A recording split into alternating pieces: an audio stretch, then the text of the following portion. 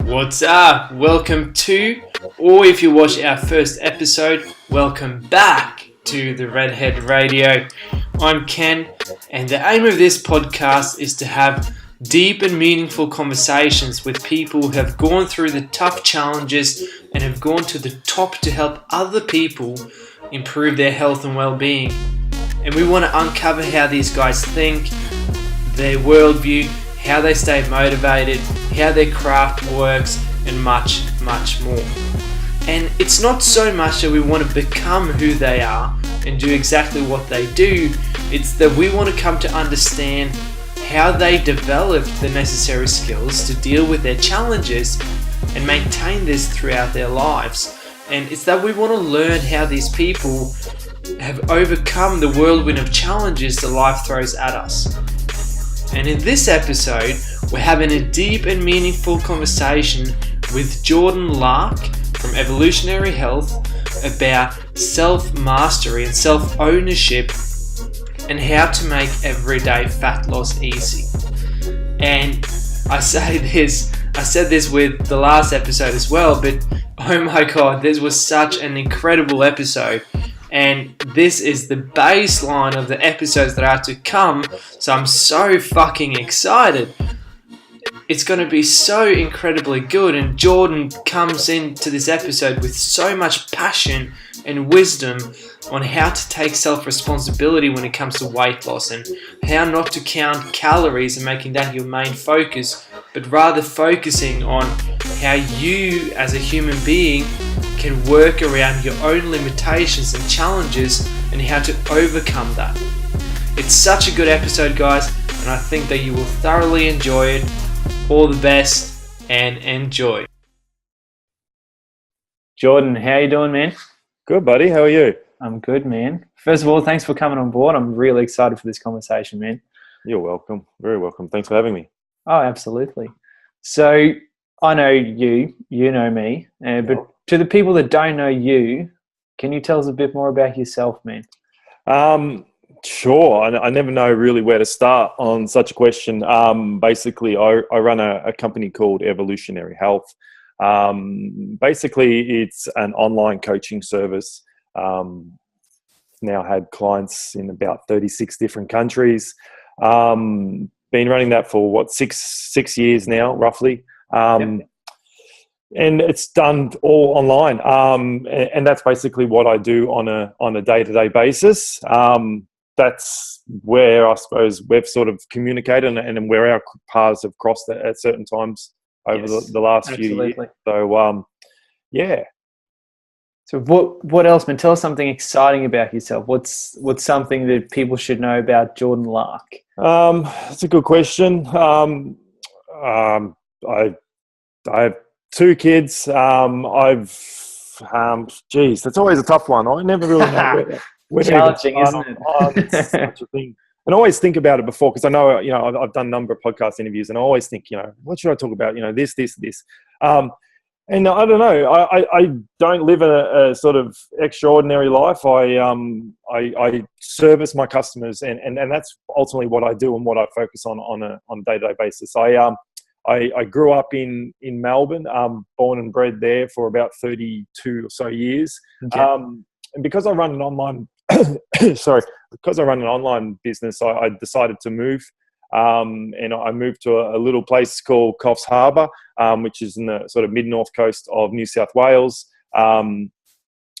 Good weather for, predominantly most of the year. On the beach and whatnot, and really sort of trying to slow life down a little bit, because I got, 2 boys, 5 and 4 years old, and trying to just enjoy that time of the life while dad's still, cool, before, they don't sort of want to hang out with dad anymore. Dad's not as cool anymore. Exactly. So that's kind of, that's where I am at, and sort of the interesting side of things. I don't really know. I don't know what's interesting and what's not to people. Yeah, cool. Well, we'll start. I just came off a podcast with Eric Bark from Bark Performance as well, and one of the things we touched on was, what's one of the pivotal moments that you can remember now as an adult through your childhood where something really changed inside you? Yeah. You know, a lot of the things, those sort of pivotal moments always sort of have all come from negative experiences rather than Yeah. positive experiences. And I suppose, one thing that probably sticks out a lot is, um, I can't remember my age, but it was my uncle and cousin were professional fishermen, and they went out one day, and they were hit by a freak wave, and to cut a long story short, both of them were killed out in the ocean. And that really and it really sort of just changed the way and it just changed the way I thought about life, and how easy things can just turn, and how we sort of, I don't want to sort of spend too much living for tomorrow. I really want to enjoy the moment now. And that's really what I've done for most of my life. My philosophy is pretty much most of the time is just say yes and worry about the where, what, whys and hows after that. So Yeah. From a pivotal perspective, that from a childhood perspective, and like, I don't want to make this conversation too negative, but that's probably something that really sticks out in terms of a childhood experience, and what sort of influences my day-to-day sort of thinking. So how old were you at that stage, man? I would have been in primary school. It's really, I can't think. I was 7, 8-ish. Yeah, maybe a little bit older, maybe about 9 or 10. So yeah, it wasn't, it was just a normal day, and then you hear about it, and the first time we actually heard, because they went missing, and the first time we actually heard of it was just over the radio to say that their bodies had been found. So it just sort of just stuck out. It just sort of impacts you in terms of, and my cousin at the time was a lot older, and wasn't necessarily a close relationship from a family perspective, but not someone like they lived 3 hours away and whatever. Yeah. But it's still nonetheless sort of just struck how things can just turn on a dime, really. So let's say that you were about 10 years old when that happened. Mm-hmm. And it's pretty significant that at 10 years of age, you were able to go, hang on, I'm actually going to change because of this. Like, what were some thoughts that were running through your head? Because this is pretty profound, man. Like, we can do this as adults. And I mean, a hell of a lot of adults struggle doing this and having awareness around how certain things are changing them.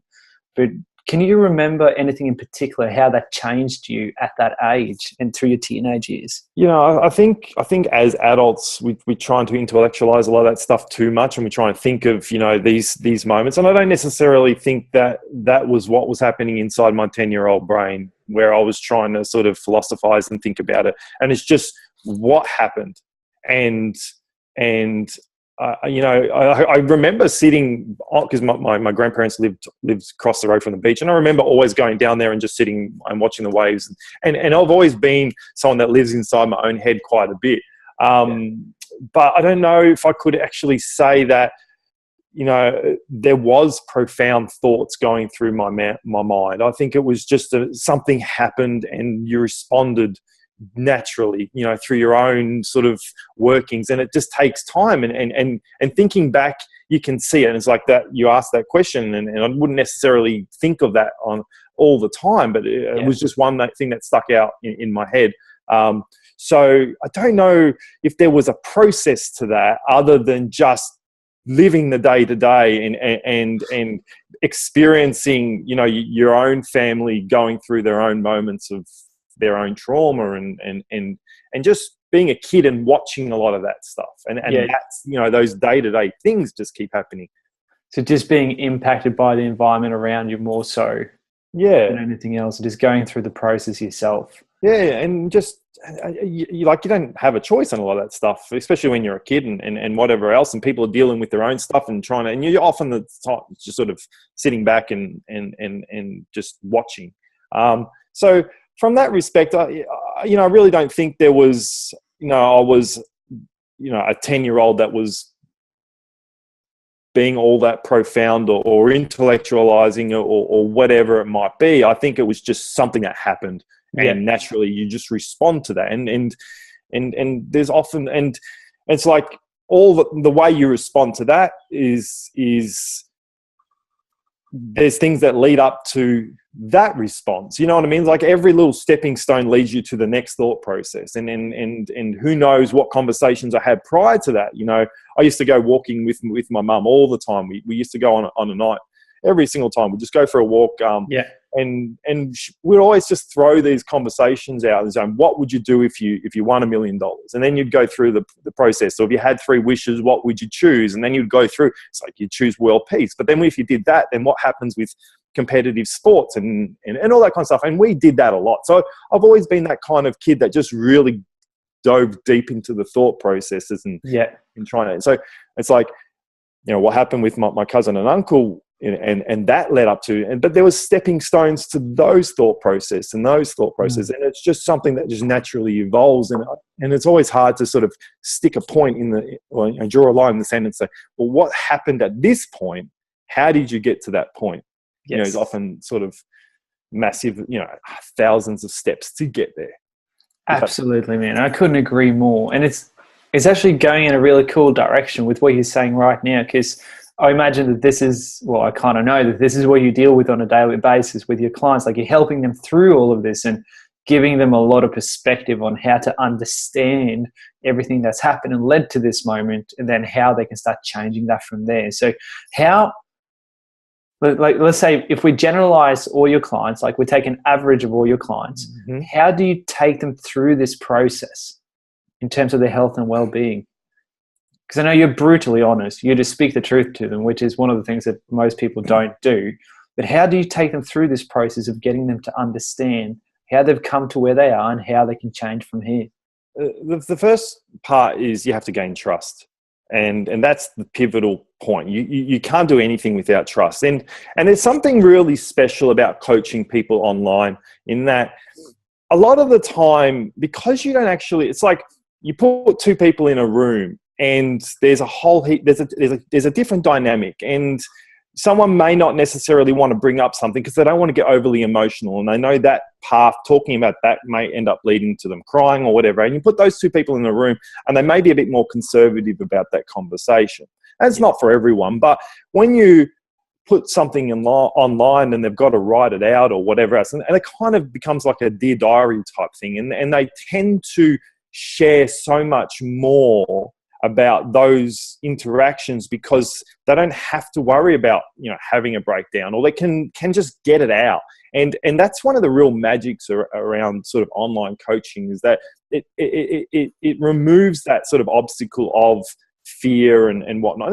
And some people aren't like that. You know, different personalities are different. But I find a lot of people tend to share a great deal. And to build that trust, you just have to be yourself, and you have to. You don't want to create an illusion of being something other than you're not, because people aren't dumb. People know, you know, what's real and what's not. People have just, you know, intrinsic sort of ability to work out the bullshitters in life. So the first step is just being yourself, and just, as you said, keeping it real or whatever it might be. And so you create that space, and then you create a safe space around that, in terms of you create that trust, and they just have a tendency to share. And once they share and you communicate and all that kind of stuff, it just sort of, a lot of the time, it opens sort of Pandora's box, and you'll learn so much about people. And where do you take it from there? So people start sharing, they start trusting you. How, if they don't want to do anything, like let's say that you get them to fast for a given period of time, or you get them walking or whatever it might be, how do you get them to stick to that? Because I think that's one of the big things with the audience listening to this. Like, we know that we have students and personal trainers out there, nutritionists, we have the Gen Pop that just want to find fitness and health and well-being. So how do you keep your clients on track when they don't want to do stuff?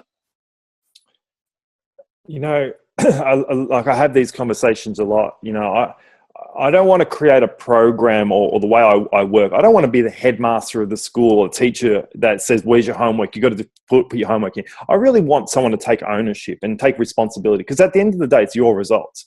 Yeah. And I will work however hard I need to work to help you get results. It's like, you know, you can lead a horse to water, but you can't make a drink. Like, I can sell that water, I can flavor that water, I can have fireworks flying over the other side of the water to make it as appealing as possible. But unless that horse is going to drink, it really doesn't matter. Yeah. So I really, you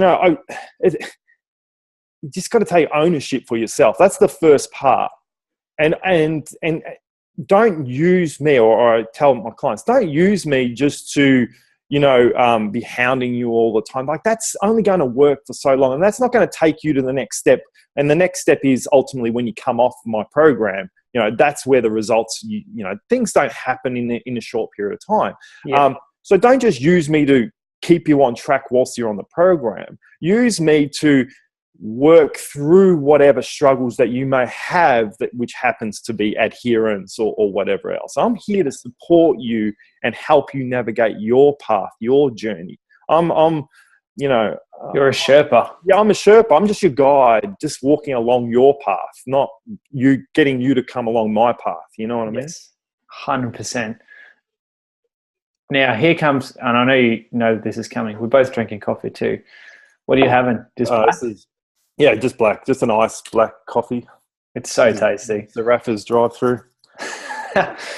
So on that note, it's about them getting ownership. It's about them taking responsibility for their own health. How do you get them to do that? Because that's one of the biggest things that people don't want to do. They hire a coach, whether it's you or me or someone else, to go, I hire you, therefore this is going to happen. Yeah. And our job is to make them realize that that's not the case. They need to take responsibility for their own health. How do you do that? I suppose that the first thing is you have to recognize I didn't just engage you as a client. I didn't walk up to you in a random spot in the street and say, yeah, come and be my client. This is what you got to do. You've already come to me. So your foot's already in the door of wanting change. Yeah. Okay. So that's the first step. So it's not like, so if you've engaged me, there's something there. There's something that you want. So let's just work always to that, let's always get back to why you engaged me in the first place. It's like, and I say it to them all the time, it's like hiring a landscaper, but you know how to mow your own lawns. So you tell the landscaper, hey, watch me mow my own lawns. You know what I mean? Like, why would you hire me in the first place? Like, you know how to lose weight. Everyone knows how to lose weight. 100%. So that's not the challenge here. All right. That's not the what's of what to eat, how to move, whatever it might be, isn't really the challenge. The challenge is sticking to it. And that's what I want people to work with me for. Help me keep you, whether it be accountable, supported, whatever it might be. So that's really I set up my videos with my clients and whatnot. And I be honest with that. Don't just, you need to communicate. You need to tell me if you're feeling good. Tell me if you're feeling shit. Tell me if you're not liking the program. Tell me, I say to them, if you're working with me for 4 weeks, all right, and that's all, I guarantee you in 4 weeks, you're going to have a fucking shit day. I don't know if I'm allowed to swear, so apologies. Oh, dude, fucking swear as much as you want to. So in 4 weeks, you're going to have a bad day. And that's where the magic of working with me is going to come in. Yes. Is the shit days. Because you're going to have them. To think that whether it be 4 weeks, 12 weeks, you're not going to have a shit day is ridiculous, all right? Shit's going to happen. It's always going to happen, nearly on a weekly basis, where you just don't want to do this anymore. So let's work. Let's focus on that stuff. Let's focus on, you had a fight with your husband and then you want to go to the pantry and you want to eat everything inside. And normally you would go from eating everything inside, thinking, fuck it, I've ruined today, then eating everything inside for the rest of the day, then saying, fuck it, it's Tuesday, I may as well start next Monday, and then spending the next 6 days eating whatever you want to do and self-sabotaging to a degree. I want to take that from 6 days to 3 days to 1 day to one meal to a moment in time to learning how to manage through those crises in the first place. That's the journey that you really ultimately want to go on, because sticking to a diet, when you're sticking to a diet, it's easy. Oh, absolutely! Like that's the dream world. That's a utopia. Here's a meal plan. Eat this, do that. That might work for someone like you and I, or someone that's done this for 10 years. But even then, like, I remember a conversation with a client the other day. It's like, I'm a bit stressed out when I go to mum's place. I always just go straight into the fridge and I start binging and I go into the cupboard. I said, well, you got to take responsibility for that. You got to learn how to say no. to everything, and find a way to, like you said, like take that step-by-step process and go, hang on, I'm going to get to the stage where I can just take a big deep breath and think about this and actually not act on that thing or whatever that stimulus might be. Yeah, or even think of it a different way. If you want to go to mum's place and eat mum's cooking or whatever, I don't want to take that away from you. That's something you want to do. How can we still make that work? Well, if 100%. You're going over at dinner time, you know, and you are planning to eat more than normal, skip lunch. It's not a big deal. Skip lunch. Now you've got portions from lunch you can carry over into dinner or whatever it might be. So it's about trying to just recognize what you want and how you can make that work. You know, do you want to drop a dress size, but yet you still want to eat every time you go over to mum's house? Well, let's take the stress out first of all, and then let's try and manage that. And that's what everyone sort of really needs, I think. Ultimately, as you said, like it's not a meal plan. That's the hard thing to do. You can type in Google right now and you'll get 10,000 meal plans. You can type into Google right now and get a million different workouts. Like that's the easy stuff. Like that's not hard. It's about managing your own life. First off, you take responsibility. It's your choices. Decide what the choices you want to make. As you said, like, do you still want to eat everything? If you don't want to eat everything at mum's, well, let's work through that behavior and let's try and work that. But if you still want to do that and you still want to, how will we make that work? Yes, I couldn't agree more, man. And it's one of those things, like even when we tried coming up with the title for this episode, it's like how to make everyday fat loss simple. And it comes down to that. It comes down to not worrying about the minute little details about, yeah, sure, calories are important, this and this, but learn how to manage your day-to-day stresses in life. Yeah. Now, you go. Sorry. I was going to say fat loss is simple. It really is simple. But the simple's hard still. Like it doesn't make it any easier. And that's why so many people navigate through different magic potions, wraps, shakes, pills, potions, whatever it might be. Because the 95% stuff, or whatever arbitrary number you want to put on it, the simple is hard. And if we can fool ourselves into pretending that this 5% by taking these pills, whatever it might be, or shakes or whatever, if we can fool ourselves, well, then we're kind of taking responsibility away from ourselves. It's like, oh, that diet didn't work, those pills didn't work, and now we've got something to blame. Other than ourselves. Because the simple's hard. Well, I want to acknowledge the simple's hard. All right, let's just accept the simple's hard. All right. For some people, it's not. For some people, it's not. Like I've had clients, if I told them at 3 o'clock in the morning, I want you to get up, do 3 pirouettes and a cartwheel because it's going to help you fat loss, they literally would have done it. Yeah. They were just that focused on what they had to do. But they're the outliers. They're the 1%ers. Then they're not the normal. Not at all. Let's just accept that's not who you are. Let's accept you've got a real life, you've got kids, you've got a job, whatever it might be, and let's accept that the process can be difficult. Now, here's a really cool little thing. So you were talking about online magic and building trust with your clients and everything. And what we really want to get through here is like, people, you need to take fucking self-responsibility. You need to take self-ownership, and no magic is going to happen unless you do that. But what are your thoughts on your clients building trust in themselves in order to change? So we're talking about trust between you and your clients, but how do you get them to build enough trust and confidence in themselves in order to make this happen? Okay. So building the confidence ultimately,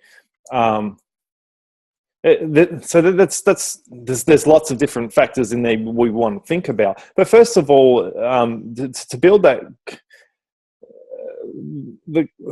that confidence, you ultimately have to start with getting some results. And first acknowledge that you've gotten results most likely 1,000 times over so far. It's just that it wasn't necessarily something that you stuck with for long periods of time or whatever. So accept that you can lose weight. First and foremost, like you can. Most clients or most people at some point in their lives have done it. Okay? But there's been a number of reasons why that that's stopped or whatever it might be. So let's just first accept that, you can do it, right? That's one of the biggest struggles. So like one of the first things that people tell me, I send them a questionnaire before they start working with me, and they said, I've tried every diet in the world, blah, blah, blah. I'm good for a little while, then I fail. All right, let's just focus on that. You can do it. You did it. You've done it a million times over. You've tried every diet. They've all worked. So you can do it. So that's the first thing. But the next sentence is that, but they all fail. Okay, so you've already kind of accepted that this is most likely going to fail. Right? You want to focus on that, but they all fail, rather than they all work. You know what I mean? And that's what they want to focus on. They all fail, and they never last. So you want to. It ultimately comes back to perceptions and how you want to perceive yourself. Can you do it, or will they all fail? And if you've stepped into my program or whoever's program with the notion that it's probably going to fail at some point, I kind of guarantee you it will. Guaranteed, because it's just the way you see the world. Yeah. And you're setting yourself up for failure. So let's work through those thought processes and all that kind of stuff. It's like, people who refer, change is hard. Change is really hard. So it's incredibly hard. So you start with, something like calling people, people that call themselves fat all the time. I'm fat, I'm fat, I'm fat. That's a huge part of your identity. So that's hard. You're making it even harder to change, because now you're trying to really, you've wrapped yourself up into this identity that you're this chubby person, this fat person, whatever you might want to call yourself. And now it's become even harder because change is hard. So you got to try and it's like that little voice in your head that goes round and round and round all day long. Those voices, that's one of the first things you've really ultimately got to try and change. It's so important. And that, I think that's, like, we can look at all these mechanisms of obesity and fat loss and why people defend, certain levels of body fat through hormonal interactions and gut-brain axis and all that kind of stuff. But at the end of the day, as much as it is an energy imbalance issue, it becomes a psychological issue more so than anything else. It's a challenge for them to realize that, hang on, I'm going to have to change these things and my viewpoints and my beliefs in order to make these habits actually stick in the long term. So talking about identities and inner critics, like, I'm going to put on my glasses now. I'm putting on a different kind of identity. Mm-hmm. So if I'm a teacher and I want to be more of a professor, I'm putting on that identity, because that's what I need in order to get the information through that I need to get through to my students. When we're here, we're pretty chilled out. We're relaxing. We're drinking coffee. We're swearing. We're having a bit of fun. We're being real. Mm-hmm. Like, how do you put on different identities for your clients? Because you're straightforward regardless, but how's your identity as a dad different to your identity as a coach? Are there any similarities there? Because I know there are a lot of parents listening to this at the moment. Not necessarily, other than that, through each experience, it teaches you a new thing. You know what I mean? Like, so it's just that nothing necessarily. I don't know if I necessarily have different identities, other than I just try and be me, and I'm just going to be me. Whether being a dad has taught me that there are a massive amount of challenges as a parent, and that can make it. It's like, going back to what you were saying before. It's like in terms of hormones or whatever it might be, the fundamentals are the same for everyone. Yeah, that doesn't change. The how you apply those fundamentals may be easier or harder for some people, but the fundamentals don't change. Yes, you may have a thyroid problem, for example, but that doesn't change the fundamentals. It just makes sticking to those fundamentals, or the process, the transition, the speed, whatever it might be, different. But the fundamentals never change. So going to that question about your identity is like, I might tell my clients, just fake it till you make it. Just start telling yourself. It's like, positive affirmations and stuff. They, sometimes they work. Maybe, and I have done that with clients. I just want you to, every day, I want you to send me 3 positive things about yourself. Start just trying to train your brain to start thinking a little bit. As part of my program, as you would know, I get clients to do gratitude posts every single day. It's about trying to change the way you perceive the world, because, you know, you're constantly bombarded by, you know, negative news stories or whatever it might be. You go on Facebook and there's just, you know, a whinge book or whatever it might be. So you're constantly bombarded, and you wonder why your thought process is why you call yourself fat or whatever else. It's like we're so intertwined into this negative sort of circle jerk to a degree. Fake it till you make it. Start telling yourself, do your gratitude posts, do your positive affirmations, start trying to create that positive mindset, which will then create the positive results. So yeah, I'm not sure I necessarily answered that question that you originally had about. You did. Yeah. I think it's a really important perspective on getting people to realize that you need to start working on yourself before you can expect anything else to happen. You know, like fat loss is a lag measure. It lags behind all your daily actions, and that starts with you regardless. Like, it might sound a bit woo, right? It's, oh, woo-woo, oh, life coaching, whatever, but you're going to have to do a bit of self-work before you can start making this an actual lifestyle. And making a lifestyle from getting from A to B is really hard because it's stressful. It takes a lot of work. So being able to develop those tools going from A to B and then starting to create a lifestyle is extremely important. Yeah, absolutely. And life is hard. Like you were saying before, life's hard. The sooner we accept life's hard, the better. Like the fact that the fact that you're standing on a rock, which is spinning out of space at something, I'm not going to quote random numbers I have no idea about, 10,000 feet a second or something ridiculous with freaking things flying past. The fact that life is as easy as it is a freaking miracle in itself. So accept that life can be challenging. But, you know, that the sooner we accept that life's challenging, the less we become a victim to the challenges in itself. Like, it's just part and parcel of it all. That's it, man. Especially living where we're living now. Like, if there are a lot of people in Australia or America, Europe listening to this right now, like, we live in Newstead, and you've been just around the corner here from us before. You live in Coffs Harbour. You got the beach, 50 meters down the road. Dude, like, life is easy. Like, we might have to work hard. We might have to stay up till midnight with clients and wake up at 5 or 6 a.m., whatever it might be. But, like, give things a bit of perspective. Like, these small little things, when we have roof over our heads, we got fresh water and food in plenty, way too much food in abundance, really. Then, like, life is fairly easy. So it's just your viewpoint as to how these things are really, really hard. Like, people get injured and then they're not losing weight and they go, oh, everything is fucking falling apart, and then they start exaggerating and generalizing absolutely everything that's happening. I think that perspective part is one of the most important things when it comes to just making everyday fat loss simple. Yeah, absolutely. It's just accepting the journey. It's something that's always going to be a work in progress forever. Like, it's not going to start and stop. At the end, and as morbid as it might sound, every single day you're getting close to your death. Like, it's going to get hard. It's going to get challenging. And kind of, it's meant to be. It's meant to be. Yeah. What if it was meant to be easy? What would have happened? What would we lose? It's like people that know me. Like, I have my eldest son was born with a rare genetic condition. He has a 600 times higher chance of childhood cancer. We have to do ultrasounds every 12 weeks. He had half of his tongue removed at about age of 2, and all of that. I suppose what I want to get at is, like, whilst I would change anything to have him not go through those struggles,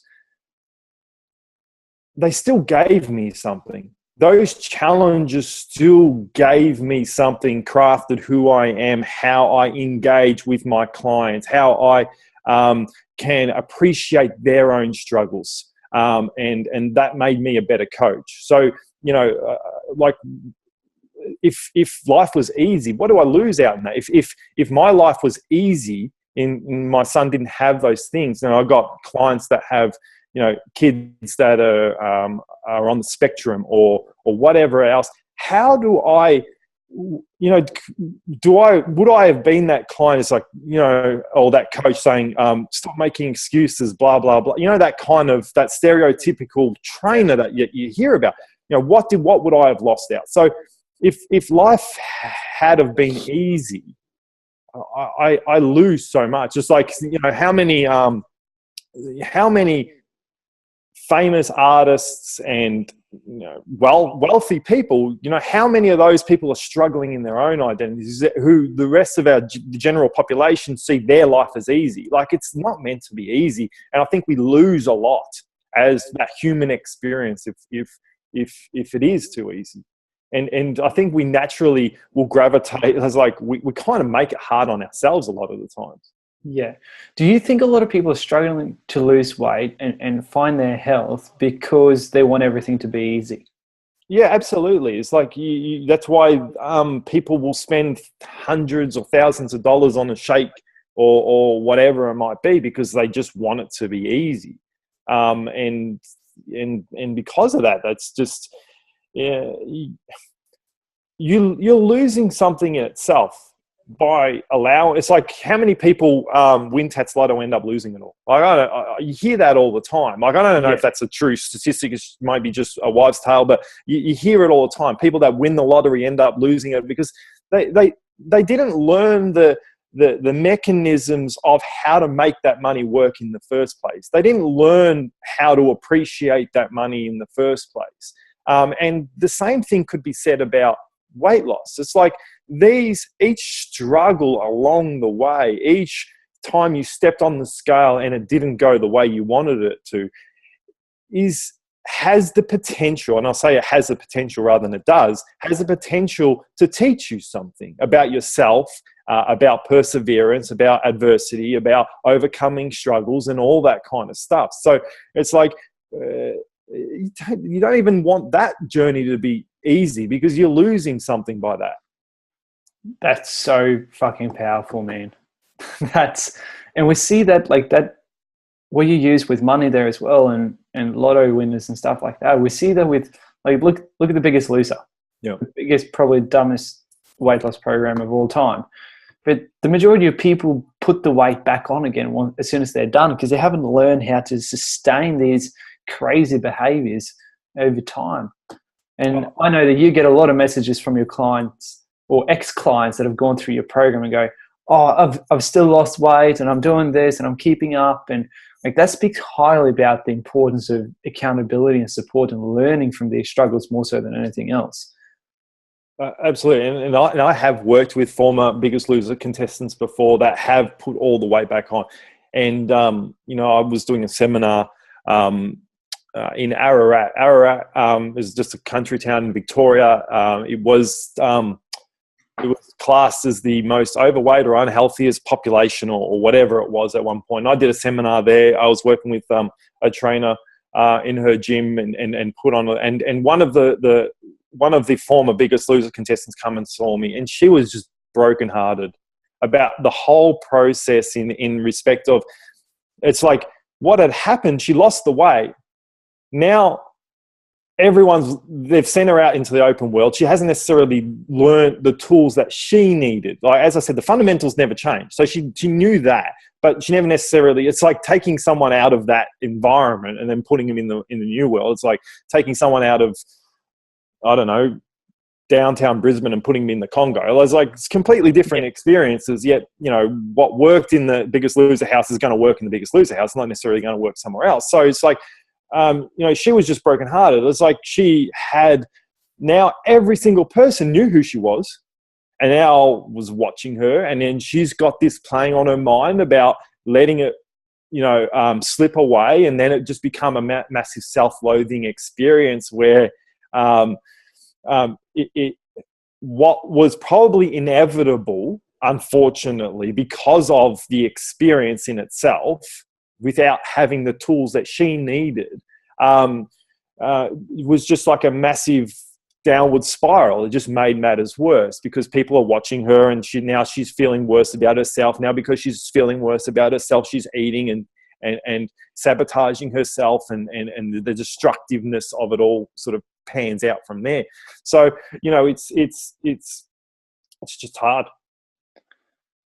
It sounds like with her, there would obviously be all the self-loathing and internal kind of pressures from people knowing who she is and knowing what she's gone through. And then if she fails to keep that weight off, she'll feel a particular way. And here comes the whole psychological spiral that you mentioned. Now, with your clients and with yourself, do you find pressure to be internal or external, or a mix of both? What do you mean? What do you mean by that? Do you feel that like your pressure, because you do a lot of hard work with your clients, like you're staying up until midnight and you're on your phone, probably in bed as well, just with your clients all the time. Now, the pressure to change, whether for yourself or for your clients, do you feel like that's more internal or external? I honestly think it's probably an internal sort of thing more than external, if I'm going to be completely honest. I think a lot of people, say societal pressure, blah, blah, blah, blah. I think it all comes down to what we ultimately want. We want to feel better. We want to move better. We want to have that energy to jump out of bed. We want to just, at the end of the day, looking good or seeing yourself as losing some weight or whatever makes you feel better, gives you a new bounce in your step and whatever else. So I think people enjoy that. So I do think it's probably more an internal drive than an external drive. I think the internal drive is what we probably tell ourselves more often than not. And then the external drive is a voice every now and again. Yeah. If that makes sense. It's like a bit of an external reward that would sort of feed into your internal voice telling you to either keep going or just stop and just give up. Yeah. Cool, man. Is there anything else that you want to share with the world? So we're talking about self-ownership. We're talking about making everyday fat loss easy. I asked Eric this as well. Like, what would be some everyday habits that you have people do in order to make fat loss simple? So you had the gratitude was one thing. What else? The first thing, and I'll do two things. The first thing is about how do you want to chop this up? Like food journaling, as an example. Okay, just being conscious of what you eat is probably one of the biggest things. People are terrible at it. Okay, what people do from an extreme perspective. Some people leave their own kids inside a hot car and they forget about them. All right. To think that that's a real thing. Like, it's not just people just being idiots. People literally forget their kids in the car. You hear about it every now and again, okay? To think that you are good at remembering every single morsel that goes into your mouth is silly, okay? It just doesn't happen. Like, people that are in the industry know that food reporting, and anytime you see a study where it's self-reported food, you nearly can, to a decent degree, or where it's a recall, where they've got to recall what they ate last week or whatever, you can nearly point that as something that's not going to be all that great of a robust study. So people are terrible at it. So the first thing you want to do is start that process somehow, whether you use friends, whether you use a coach, whether you, whatever, everything that goes in your mouth, record it. People are terrible at guesstimating how much they're eating. I think portions and whatnot have kept increasing over time. So people are terrible at it.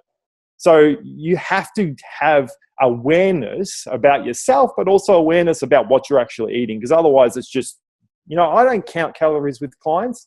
All right. I don't count macros. I don't do any of that. But we do food journal. We do everything that goes into our mouths, we report. And that has huge power. Yes, because it makes you aware, because people don't think about it. It's like, how many times have you driven home from work? You got heaps on. You pull up in your driveway at home and then you recall and you think, how the hell did I get here? Like, you were just on autopilot all the way home. Like, that's a common thing. There's a heap of stuff our brain's got to work out. There's just so much happening. Like on a highway, it's like there's so much input going through your eyes, your ears, and what's on the radio and touch and everything else.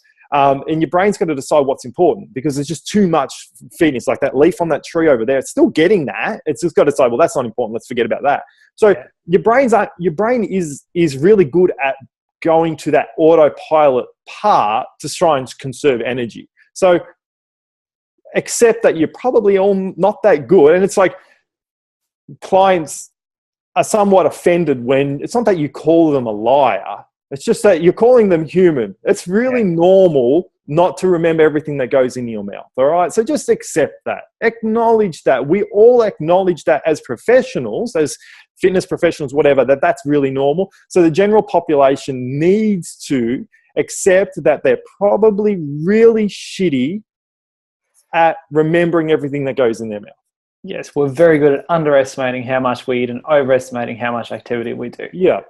The other one, probably two more. The other one around habits.